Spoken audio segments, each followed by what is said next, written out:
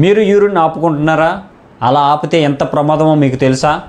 అసలు అలా ఆపుకోవడం వల్ల ఏం జరుగుతుందో చూద్దాం రండి ఈరోజు. ఇప్పుడున్న రోజుల్లో బిజీ లైఫ్లో మీటింగ్ అనో లేతే బిజీగా ఉన్నామనో తర్వాత పోసుకుందామనో లేతే దగ్గరలో టాయిలెట్స్ లేవనో లేతే కొంతమంది మూవీ థియేటర్లో ఉండి మూవీ మధ్యలో వెళ్తే బాగోదనో పక్కన చుట్టాలు ఉన్నారనో బాస్ ఉన్నాడనో యూరిన్కి వెళ్లకుండా బిగబట్టుకుని ఉంటారు. అలా ఉండడం చాలా ప్రమాదం. ముఖ్యంగా ఆడవారు ఎక్కువగా ఇలా చేస్తూ ఉంటారు.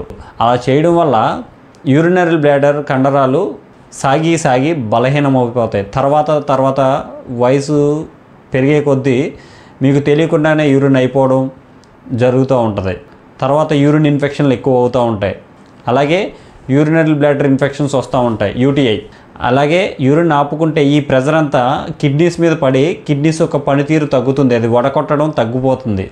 అంతేకాదు ఇలా యూరిన్ను ఎక్కువగా బిగబట్టుకోవడం వల్ల యూరినరీ బ్లాడర్లో రాళ్ళు ఏర్పడడం ప్లస్ ఆ ప్రెజర్ వల్ల కిడ్నీలో రాళ్ళు ఏర్పడడం కూడా జరుగుతుంది.